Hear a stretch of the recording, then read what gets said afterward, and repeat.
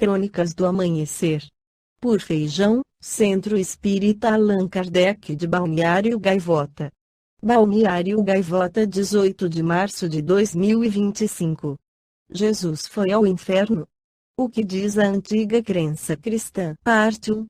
A descida de Jesus ao inferno faz parte da tradição cristã, embora de forma não unânime, desde o segundo século.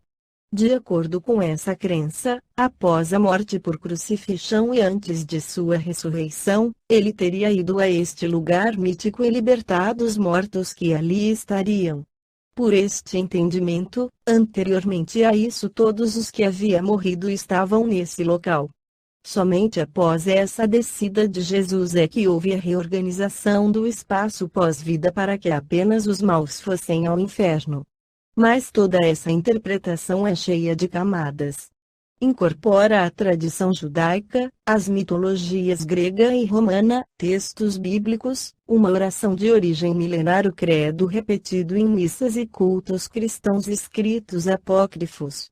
E carrega nuances inclusive sobre a definição de inferno. A origem desta narrativa provavelmente remonta à segunda ou terceira geração dos seguidores de Jesus, aqueles que não o conheceram em vida, portanto.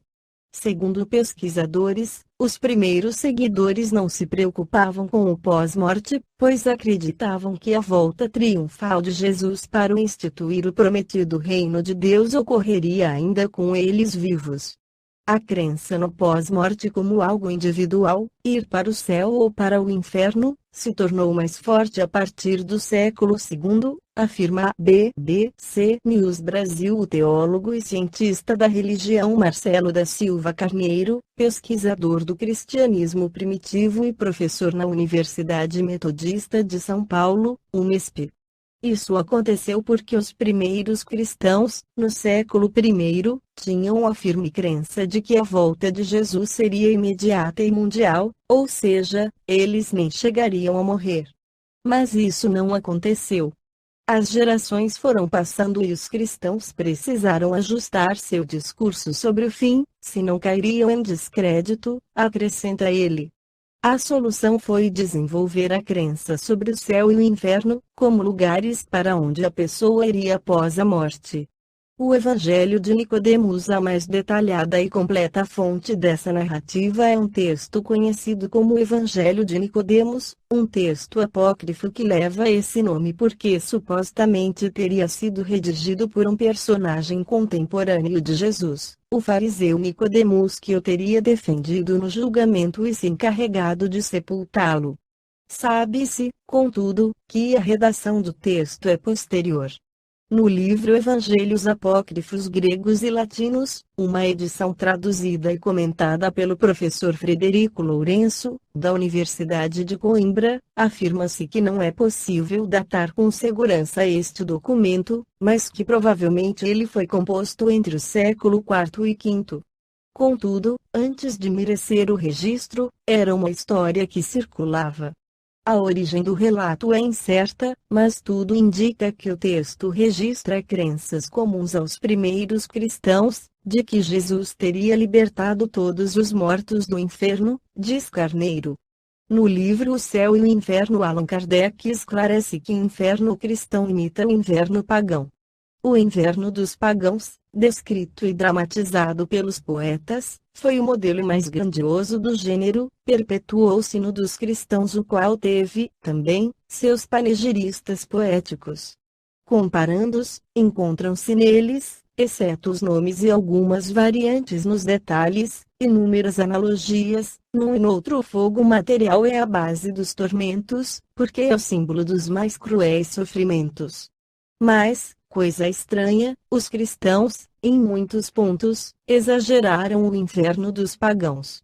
Se estes últimos tinham no deles o tonel das Danaides, a roda de chão, o rochedo de Sísifo, eram suplícios individuais, o inferno cristão tem para todos caldeiras borbulhantes cujas tampas os anjos levantam para ver as contorções dos condenados às penas eternas. Deus ouve sem compaixão os gemidos destes durante a eternidade. Jamais os pagãos descreveram os habitantes dos campos elíseos saciando a vista com os suplícios do Tártaro. Os bem-aventurados, sem sair do lugar que ocupam, sairão, entretanto, de uma certa maneira, em razão de seus dons de inteligência e de suas visões distintas, a fim de considerar as torturas dos danados, e, vendo-os, não somente não sentirão nenhuma dor, mas estarão cumulados de alegria, e renderão graças a Deus pela própria felicidade, assistindo à inefável calamidade dos ímpios. Santo Tomás de Aquino. Como os pagãos, os cristãos têm seu rei dos infernos que é Satã, com a diferença de que Plutão se limitava a governar o sombrio império que lhe tocara na partilha, mas não era malvado, retinha em sua casa aqueles que haviam cometido mal, porque essa era a sua missão, mas não procurava induzir os homens ao mal para ter o prazer de fazê-los sofrer, ao passo que Satã recruta em toda a parte vítimas que se comprazem em fazer atormentar pelas suas legiões de demônios armados de forcados para as agitar no fogo. Discutiu-se mesmo seriamente sobre a natureza desse fogo que queima incessantemente e os condenados sem jamais os consumir, perguntou-se se era um fogo de betume. O inferno cristão não fica, portanto, a dever nada ao inferno pagão. As mesmas considerações que, entre os antigos, haviam feito localizar a morada da felicidade, haviam também feito circunscrever o lugar dos suplícios. Tendo os homens colocado a primeira nas regiões superiores, era natural colocar o segundo nos lugares inferiores, ou seja, no centro da terra ao qual certas cavidades sombrias e de aspecto terrível serviam de entrada. Foi também lá que os cristãos colocaram por muito tempo a morada dos reprovados.